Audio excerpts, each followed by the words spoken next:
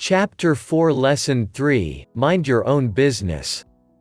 In 1974, Ray Kroc, the founder of McDonald's, was asked to speak to the MBA class at the University of Texas at Austin. A dear friend of mine, Keith Cunningham, was a student in that MBA class. After a powerful and inspiring talk, the class adjourned and the students asked Ray if he would join them at their favorite hangout to have a few beers. Ray graciously accepted.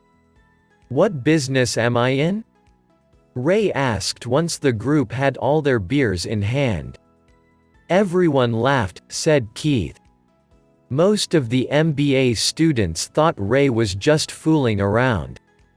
No one answered, so Ray asked the question again. "What business do you think I'm in?" The students laughed again, and finally one brave soul yelled out, "Ray, who in the world does not know that you're in the hamburger business?" Ray chuckled. "That is what I thought you would say." He paused and then quickly said, "Ladies and gentlemen, I'm not in the hamburger business, my business is real estate." Keith said that Ray spent a good amount of time explaining his viewpoint. In their business plan, Ray knew that the primary business focus was to sell hamburger franchises, but what he never lost sight of was the location of each franchise. He knew that the real estate and its location was the most significant factor in the success of each franchise. Basically, the person that bought the franchise was also paying for, buying, the land under the franchise for Ray Kroc's organization.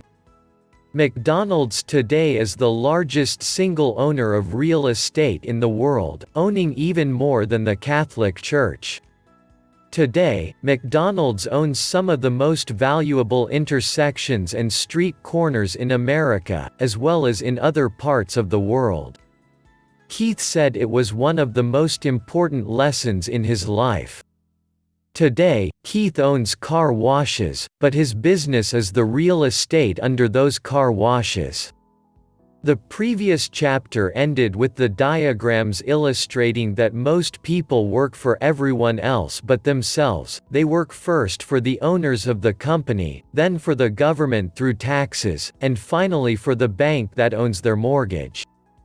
As a young boy, we did not have a McDonald's nearby yet. My rich dad was responsible for teaching Mike and me the same lesson that Ray Kroc talked about at the University of Texas. It is secret no. 3 of the rich. The secret is, mind your own business. Financial struggle is often directly the result of people working all their lives for someone else. Many people will have nothing at the end of their working days. Again, a picture is worth 1,000 words. Here is a diagram of the income statement and balance sheet that best describes Ray Kroc's advice. Most people your profession to your income, the rich your assets to your income. Our current educational system focuses on preparing today's youth to get good jobs by developing scholastic skills. Their lives will revolve around their wages, or as described earlier, their income column, and after developing scholastic skills, they go on to higher levels of schooling to enhance their professional abilities. They study to become engineers, scientists, cooks, police officers, artists, writers, and so on. These professional skills allow them to enter the workforce and work for money. There is a big difference between your profession and your business. Often I ask people, "What is your business?" And they will say, "Oh, I'm a banker." Then I ask them if they own the bank? And they usually respond, "No, I work there." In that instance, they have confused their profession with their business. Their profession may be a banker, but they still need their own business. Ray Kroc was clear on the difference between his profession and his business. His profession was always the same. He was a salesman at one time. He sold mixers for milkshakes, and soon thereafter he was selling hamburger franchises. But while his profession was selling hamburger franchises, his business was the accumulation of income-producing real estate. A problem with school is that you often become what you study, so if you study, say, cooking, you become a chef, if you study the law, you become an attorney, and a study of auto mechanics makes you a mechanic. The mistake in becoming what you study is that too many people forget to mind their own business. They spend their lives minding someone else's business and making that person rich.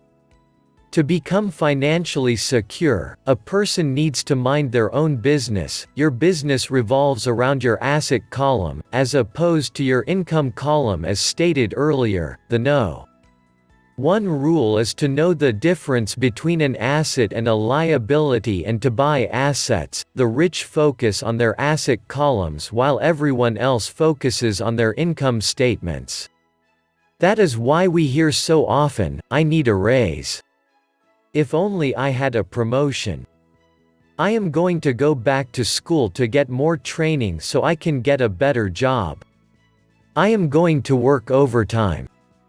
Maybe I can get a second job. I'm quitting in 2 weeks. I found a job that pays more." In some circles, these are sensible ideas, yet, if you listen to Ray Kroc, you are still not minding your own business. These ideas all still focus on the income column and will only help a person become more financially secure if the additional money is used to purchase income-generating assets. The primary reason the majority of the poor and middle class are fiscally conservative, which means, "I can't afford to take risks," is that they have no financial foundation. They have to cling to their jobs, they have to play it safe. When downsizing became the in thing to do, millions of workers found out their largest so-called asset, their home, was eating them alive. Their asset, called a house, still cost them money every month. Their car, another asset, was eating them alive. The golf clubs in the garage that cost $1,000 were not worth $51,000 anymore. Without job security, they had nothing to fall back on. What they thought were assets could not help them survive in a time of financial crisis. One assumes most of us have filled out a credit application for a banker to buy a house or to buy a car. It is always interesting to look at the net worth one section. It is interesting because of what accepted banking and accounting practices allow a person to count as assets. One day, to get a loan, my financial position did not look too good, so I added my new golf clubs, my art collection, books, stereo, television, Armani suits, wristwatches, shoes, and other personal effects to boost the number in the asset column. But I was turned down for the loan because I had too much investment real estate. The loan committee did not like that one made so much money off of apartment houses. They wanted to know why I did not have a normal job, with a salary. They did not question the Armani suits, golf clubs or art collection. Life is sometimes tough when you do not fit the standard profile. I cringe every time I hear someone say to me that their net worth is $1 million or $100,000 or whatever. One of the main reasons net worth is not accurate is simply because the moment you begin selling your assets, you are taxed for any gains. So many people have put themselves in deep financial trouble when they run short of income. To raise cash, they sell their assets. First, their personal assets can generally be sold for only a fraction of the value that is listed in their personal balance sheet, or if there is a gain on the sale of the assets, they are taxed on the gain. So again, the government takes its share of the gain, thus reducing the amount available to help them out of debt. That is why I say someone's net worth is often worthless than they think. Start minding your own business, keep your daytime job, but start buying real assets, not liabilities or personal effects that have no real value once you get them home. A new car loses nearly 25% of the price you pay for it the moment you drive it off the lot. It is not a true asset even if your banker lets you list it as one. My $400 new titanium driver was worth $150 the moment I teed off. For adults, keep your expenses low, reduce your liabilities and diligently build a base of solid assets. For young people who have not yet left home, it is important for parents to teach them the difference between an asset and a liability, get them to start building a solid asset column before they leave home, get married, buy a house, have kids and get stuck in a risky financial position, clinging to a job and buying everything on credit. I see so many young couples who get married and trap themselves into a lifestyle that will not let them get out of debt for most of their working years.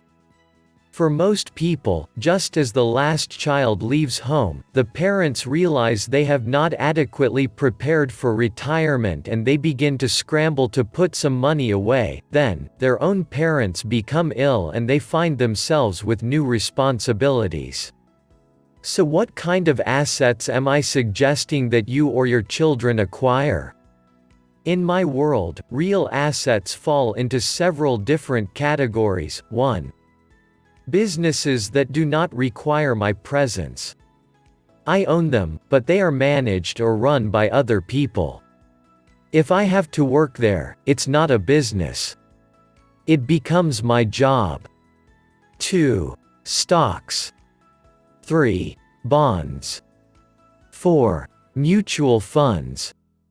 5. Income-generating real estate. 6. Notes loose.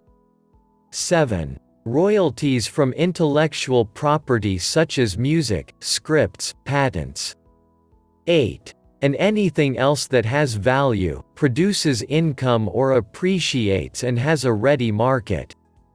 As a young boy, my educated dad encouraged me to find a safe job. My rich dad, on the other hand, encouraged me to begin acquiring assets that I loved. If you don't love it, you won't take care of it. I collect real estate simply because I love buildings and land. I love shopping for them, could look at them all day long. When problems arise, the problems are not so bad that it changes my love for real estate. For people who hate real estate, they shouldn't buy it. I love stocks of small companies, especially startups. The reason is that I am an entrepreneur, not a corporate person. In my early years, I worked in large organizations, such as Standard Oil of California, the U.S. Marine Corps, and Xerox Corp. I enjoyed my time with those organizations and have fond memories, but I know deep down I am not a company man. I like starting companies, not running them. So my stock buys are usually of small companies, and sometimes I even start the company and take it public. Fortunes are made in new stock issues, and I love the game. Many people are afraid of small cap companies and call them risky, and they are. But risk is always diminished if you love what the investment is, understand it and know the game. With small companies, my investment strategy is to be out of the stock in a year. My real estate strategy, on the other hand, is to start small and keep trading the properties up for bigger properties and, therefore, delaying paying taxes on the gain. This allows the value to increase dramatically. I generally hold real estate for less than 7 years. For years, even while I was with the Marine Corps and Xerox, I did what my rich dad recommended. I kept my daytime job, but I still minded my own business. I was active in my asset column. I traded real estate and small stocks. Rich Dad always stressed the importance of financial literacy. The better I was at understanding the accounting and cash management, the better I would be at analyzing investments and eventually starting and building my own company. I would not encourage anyone to start a company unless they really want to know what I know about running a company. I would not wish that task on anyone. There are times when people cannot find employment, where starting a company is a solution for them. The odds are against success. 9 out of 10 companies fail in 5 years. Of those that survive the first 5 years, 9 out of every 10 of those eventually fail, as well. So only if you really have the desire to own your own company do I recommend it. Otherwise, keep your daytime job and mind your own business. When I say mind your own business, one means to build and keep your asset column strong. Once a dollar goes into it, never let it come out. Think of it this way, once a dollar goes into your asset column, it becomes your employee. The best thing about money is that it works 24 hours a day and can work for generations. Keep your daytime job, be a great hard-working employee, but keep building that asset column as your cash flow grows. You can buy some luxuries. An important distinction is that rich people buy luxuries last, while the poor and middle class tend to buy luxuries first. The poor and the middle class often buy luxury items such as big houses, diamonds, furs, jewelry or boats because they want to look rich. They look rich, but in reality, they just get deeper in debt on credit. The old money people, the long-term rich, built their asset column first. Then, the income generated from the asset column bought their luxuries. The poor and middle class buy luxuries with their own sweat, blood and children's inheritance. True luxury is a reward for investing in and developing a real asset. For example, when my wife and I had extra money coming from our apartment houses, she went out and bought her Mercedes. It did not take any extra work or risk on her part because the apartment house bought the car.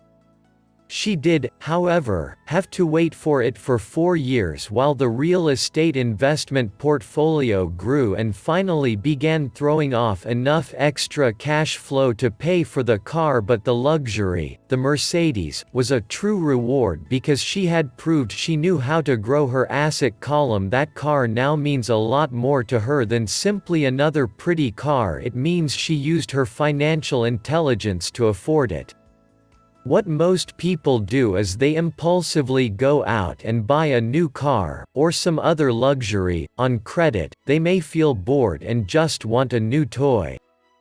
Buying a luxury on credit often causes a person to sooner or later actually resent that luxury because the debt on the luxury becomes a financial burden.